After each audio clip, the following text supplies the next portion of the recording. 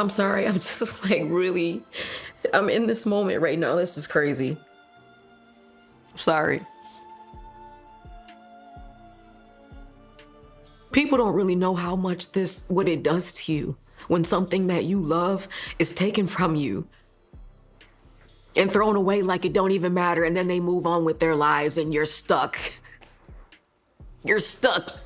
During those years, you're still stuck, 21. We're watching a full-blown scandal explode right before our eyes, and the silence from one of Hollywood's biggest names is getting way too loud to ignore. When federal agents raided the homes of Sean Diddy Combs back in March 2024, everyone in the entertainment world knew chaos was coming, but nobody thought it would drag in someone like Ellen DeGeneres.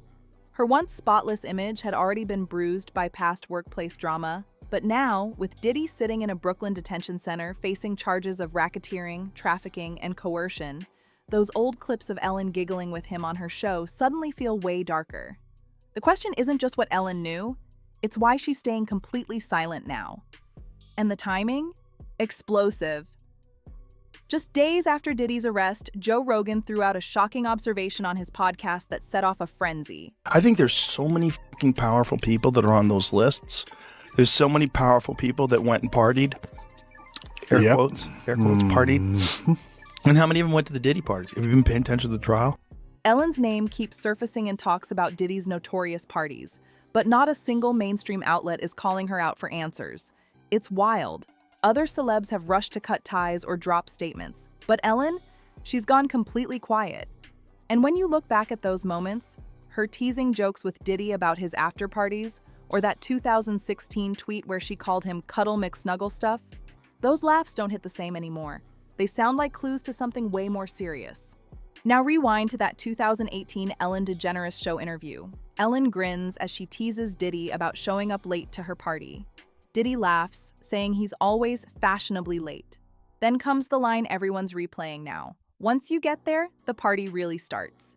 So tell me about your birthday party. Am I invited? Yes.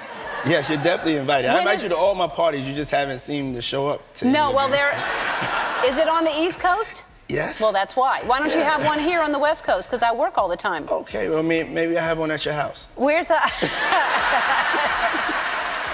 Ellen responds with a knowing nod. I know about them, she says, and the crowd laughs.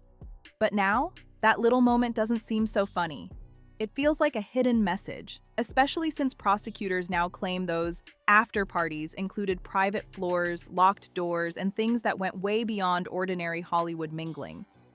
And what a Wild King night was when him and a guest would go to a hotel room or be at his home, his bedroom, and they would have intimate gatherings. I would have to go and prep that hotel room, which consisted of baby oil, astroglide. The irony hits hard.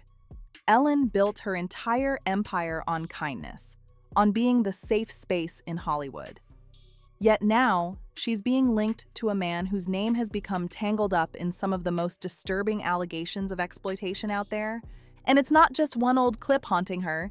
There's that 2009 interview where Diddy defended hosting Chris Brown right after the assault on Rihanna, and Ellen, who branded herself as a voice for women, barely pushed back. She said, "I don't want any girl thinking it's okay to go back to a guy who hit her," before quickly switching topics. That moment feels different now. Then, years later, her own show collapses under reports of a toxic workplace. Former employees describing fear, intimidation, and chaos. The parallels practically write themselves. A public image of kindness, but whispers of control behind the curtain. It's a story that's getting harder to brush off. But here's where it gets even messier. Known that I've talked for a while, a lot of people are buzzing that Diddy's former BFFs are real quiet. And they have been. And people were wondering why and who's the next to fall. And then Jay-Z comes out, and then LeBron James says, I'm stepping away for excused personal reasons. And people are going, oh, what is going on? While Ellen stays silent, other people who were once close to Diddy are either speaking up or getting dragged into the storm. Usher, who once lived with Diddy as a teen, called that time pretty wild, a comment that now sounds a lot heavier considering the federal charges mentioning underage guests at Diddy's events, and Justin Bieber unfollowing Usher right after the raids. That move reignited all kinds of speculation about his own time spent around Diddy back in the day. Even Ashton Kutcher, who once said Diddy's parties were weird, is finding his name pulled right back into the conversation. Yet Ellen, who had Diddy on her show multiple times, who joked about his private top floors, and who quietly moved to the UK when her own scandal hit, she's still staying totally silent. And that's exactly what makes Joe Rogan's point sting so much. Let's talk about the filth that's starting to come out in the early days of the Diddy trial. This, of course, is P. Diddy. Surprise, surprise, he's a creep. Surprise, surprise, he's done horrible. He's not accusing her of anything, but he's pointing out what everyone's thinking. He's asking the question everyone's been too afraid to say out loud. Why is Ellen getting a pass when every other name tied to Diddy is being picked apart? Is it because she's a woman? Because her scandal was labeled workplace toxicity instead of criminal? Or is it because the truth might expose more than just her? The clips don't lie. That 2002 Conan appearance where Diddy joked about locking doors so guests couldn't leave. Suddenly, that moment feels chilling. Then there's that 2016 tweet, the one that now reads like a dark inside joke. And the way Ellen leaned in when Diddy said, "The real party starts later," none of it looks harmless anymore. It feels like we all missed something hiding in plain sight. Meanwhile, the legal spotlight around Diddy keeps getting brighter. His trial is set for May 2025, and prosecutors are claiming a decades-long web of coercion, hidden cameras, and a system of powerful enablers.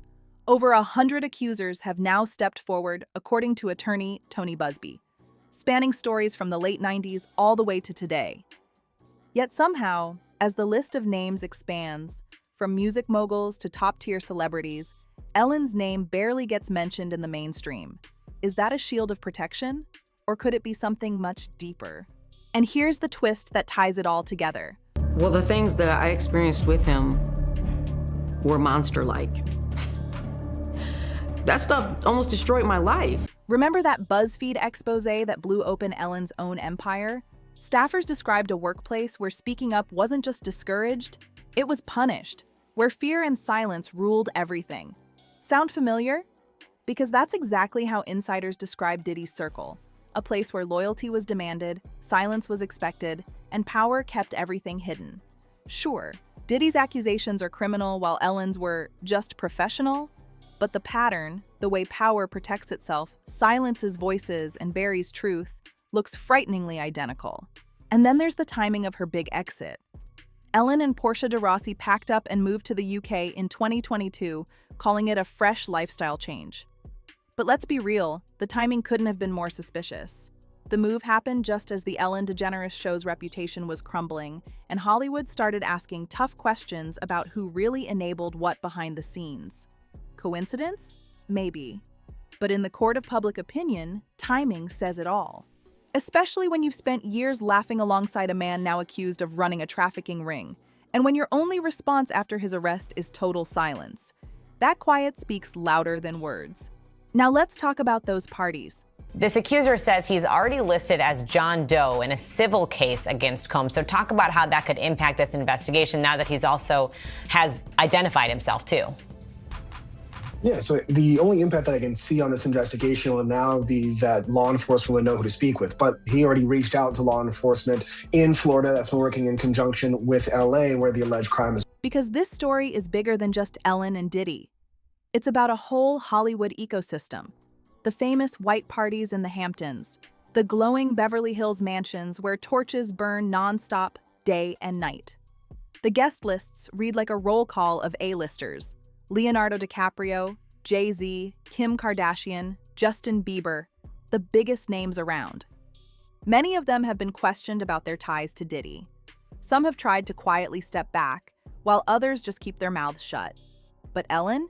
She's the only one who turned those same parties into a running joke on her show, turning whispers into punchlines. And looking back, those jokes might have been way closer to the truth than anyone realized. Think about it. Back in 2019, Khloe Kardashian casually said on Keeping Up with the Kardashians that she'd been to one of Diddy's parties where half the people were naked. That clip didn't make much noise back then, but after the raids, it blew up. What once sounded like a throwaway reality TV moment suddenly became a shocking piece of a much darker puzzle. What does Ellen, someone who built her empire on reading the room really know? And why won't she speak up? The clues might already be hiding in plain sight, in the footage we've all seen.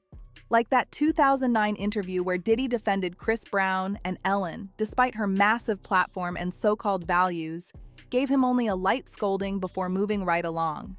Or that moment when Diddy mentioned the top floors of his parties. The civil case is a much lower standard of a preponderance of the evidence, or in more layman's terms, more likely than not, the measurement we as attorneys typically use for that is 51%. And so for a civil case, you're just saying, hey, is there a 51% chance that Sean Combs allegedly committed these acts? If so, he would be liable. In the federal case, which was criminal, that was proof beyond a reasonable doubt, where he was found guilty of those 2 counts you mentioned earlier, and is serving a 50-month sentence in Fort Dix. Her face didn't show shock. It showed recognition. That tiny detail is haunting her now, because in an era of viral clips and federal indictments, every old laugh sounds a little too suspicious. But scandals never stay small. They spread fast and wide. Once one thread gets pulled, the whole picture starts to unravel. There is a partial verdict in the Diddy case after 2 days. The jury has reached unanimous decisions on 4 of the 5 counts. The problem is that 5th count means that we don't get to find out what the verdicts are on the other 4 because they are hung up on. And right now, that thread is Ellen's silence. If she really knew nothing, why stay quiet? If those party jokes were harmless, why not clear the air? The fact that she's not saying a word is exactly what's making people think there's more to the story. And as time passes, the silence only grows louder. Diddy's locked up. His trial's just months away, and the number of accusers keeps rising week after week.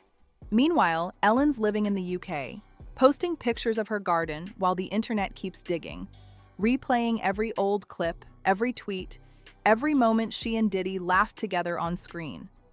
Now the question isn't just what Ellen knew, it's what she's willing to admit. Because at this point, it's not only about Diddy's parties, it's about everyone who attended, everyone who joked about them, and everyone who might have looked the other way while pretending not to see what was really going on. Right now, all signs point to Ellen being one of the last big names still refusing to break the silence. But there's one more clip, one that hasn't been talked about enough, and it could change everything. So, Q of day 26, they were on Making the Band 4. He has finally come out and had a conversation about why he was so upset and crying in a lot of his interviews talking about Diddy and that whole conversation. Yeah. And he is making some really huge allegations against Dawn. Back in 2016, during an interview with Amy Robach, a former member of Diddy's boy band, Day 26, broke down while describing what happened at one of those infamous parties. He said he woke up in a basement room with cameras rolling, feeling like he'd been sacrificed. The story was shocking, but the real twist. He claimed it happened at Diddy's Hamptons estate, the same location Ellen once joked about visiting. And according to federal documents, that very property is where some of the most disturbing allegations are now being traced. So here's the uncomfortable question. When Ellen laughed about those after parties, did she have any clue what was really going on upstairs? And if she didn't, why does it look like she did? Those old clips of her laughing with Diddy don't sound like innocent banter anymore. They sound like foreshadowing, like something darker hiding under the surface. But this isn't just about a few moments. It's about a pattern. When you pull back and see the whole picture, the links between Ellen's career choices and Diddy's world start to look way too connected to dismiss as coincidence. It's like access and silence always went hand in hand. And the deeper you look, the harder it is to believe Ellen's public image was ever as squeaky clean as it seemed. Just look at the timing. Her show started falling apart in 2020, right when the early whispers about Diddy's empire began circulating. How many people came through his orbit? How many people could this have happened to? And how did he get away with it for so long? Not the full-blown federal nightmare we're seeing now, but the lawsuits, the insider claims, the ex-associates starting to talk, and that growing sense that something inside Diddy's world was seriously off. And right in that same window, Ellen's carefully built brand began to crack, and the overlap feels impossible to ignore. Ellen's show, meanwhile, was falling apart under a wave of accusations. Claims of a toxic work culture where former staffers spoke about intimidation, racial bias, and fear running the place. The parallels between her world and Diddy's are impossible to ignore. Both built their brands on charm, warmth, and accessibility, only for insiders to later expose a completely different reality. Both were accused of using their power to silence anyone who spoke up, and both, when things got too hot, chose to pull back instead of facing the storm head-on. Then came Ellen's sudden relocation to the UK in 2022, a move officially spun as a fresh lifestyle change, a chance to escape politics and live quietly with Portia. Say was, Your Honor, I will accept the Mann Act, but I feel like I was targeted by a weaponized Justice Department, and I now understand what President Trump was saying when he said that happened to him, because we have similar things that happen, and I appreciate what he was saying now. I didn't understand it then, but I understand it now. That's real simple for you to stand. But come on, does that sound random? Not at all. Ellen didn't just move abroad. She left right when her show's reputation was collapsing and the entertainment world was finally asking the hard questions about who had been enabling what behind closed doors. And let's not forget where she went. The UK, a country with stricter libel laws and a press that doesn't chase scandals with the same intensity as Hollywood tabloids. Coincidence? Maybe. But in the world of celebrity scandal, timing is everything. And Ellen's quiet exit looks a lot like someone who knew the storm wasn't ending. It was only beginning. Now we've done 3 others where we've laid out the prosecution case. This time, we're talking specifically, what is Diddy's defense? And we decided to test it with a mock jury, and it is fascinating. It is absolutely fascinating, keeping in mind that the real jury will be sitting down to do this. The trial starts first. Then, there's how she used her own platform to keep polishing Diddy's image. It wasn't just one interview or one offhand joke. It was a pattern that stretched across years. She invited him back again and again, each time with that same friendly insider tone that made it seem like they shared some private understanding. She joked about his parties like they were glamorous Hollywood hangouts, not the alleged scenes of coercion, secrecy, and hidden cameras that prosecutors are now describing. Every laugh, every wink, every easy comment hits completely different today. She gave him that nickname, Cuddle McSnugglestuff, and what once sounded playful now feels like a dark punchline. And through all the years of whispers and headlines, Ellen never once pressed Diddy on the rumors that had been circling him. Not when Cassie Ventura's lawsuit came out, not when the first allegations about misconduct at his events began spreading, and not even when other celebs started publicly cutting ties. Ellen's show was like a safe zone for him, the one place where Diddy could still laugh off the gossip, where no one asked hard questions, and where the mood always stayed light even as the accusations got heavier. But now, her silence isn't just about Diddy. It's about her. Because if Ellen truly had no clue what was going on, why not just come out and say so? Why not issue a statement? Make it clear she was blindsided like everyone else? The fact that she hasn't said a word leaves 2 possibilities. Either she knows more than she's letting on, or she's terrified that speaking up might open a door she can't ever close. And given how her past scandals played out, it's hard not to think this silence isn't about loyalty to Diddy, but self-preservation. Remember how she handled controversy before? When the workplace allegations hit, Ellen's response wasn't outrage. It was control, a scripted apology, a promise to do better, and then a quick pivot to business as usual. She didn't fight the claims, she didn't dig into details, she just smoothed everything over and moved on like nothing happened. Sound familiar? Because that's exactly the same playbook Diddy's team has used for years. A short statement here, a denial there, and silence when things get too real. The strategy never changes. Stay quiet, manage the narrative, and hope people move on. So if Ellen's silence now feels rehearsed, that's because it probably is. And this time, it's not about innocence. It's about survival. Now it's time to zoom out and look at the bigger picture. The one that connects Ellen to the powerful web of people who helped Diddy keep his grip on fame and influence for decades. In the moment, it just felt like, what? Like, is this fun for him? Is this... Because this story isn't just about one talk show host. It's about a whole system built on silence, access, and protection. We're talking about the music execs who looked the other way, The A-list guests who showed up to those wild parties and never asked a single question, and the media outlets that brushed off serious allegations as just gossip. Ellen was part of that system. Her show wasn't just entertainment, it was a PR machine. The go-to spot for celebrities who needed to polish their image or dodge bad press, and Diddy fit right into that strategy. She gave him a platform when others were hesitant. She treated him like a charming friend instead of a figure surrounded by serious whispers.